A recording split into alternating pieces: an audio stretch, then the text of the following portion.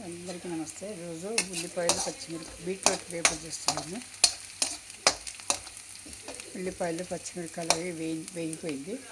ఇది ముక్కలుగా చేసి శనగపప్పును బీట్రూట్ ముక్కలు తరిగి 2 విజిల్ వచ్చే వరకు ఉడకపెట్టానండి.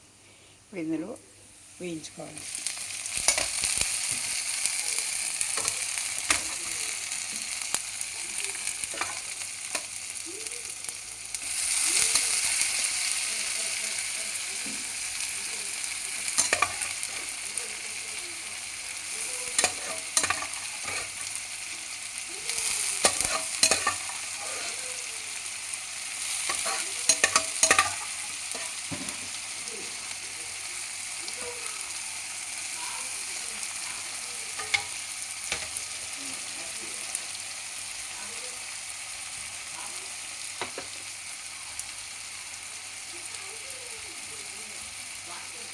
ఉప్పు వేసుకోవాలి.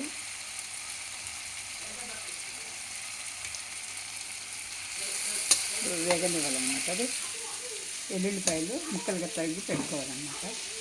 చివరిలో పచ్చి కొబ్బరి చిప్ప ఉంది కదా,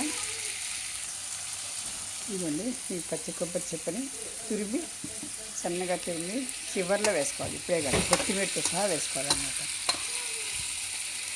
ఇది బాగా వేగాలి. ఇందులో కొద్దిగా పచ్చిమిరపకాయలు వేసాను, కొద్దిగా కారం వేస్తాను, 1/2 స్పూన్ ఉప్పు వేసేసాను అనమాట. కొద్దిగా వేగాలి, మూత పెట్టేస్తే వేగిపోతుంది.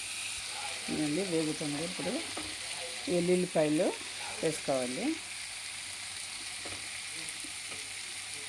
ఎల్లుల్లిపాయలు వేపకూడదండి, ఇలాగే పచ్చిగా వేస్తే చక్కటి వాసనను ఎల్లుల్లిపాయ బెనిఫిట్ మనకు అందుతుంది అనమాట. అందుకని వేగుతుంది.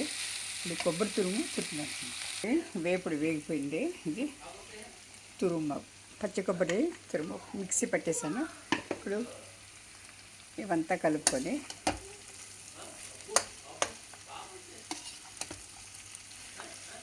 కేరళ స్టైల్ అండి ఇది. కేరళలో ఇంకా ఎక్కువ వేసుకుంటారు కొబ్బరి.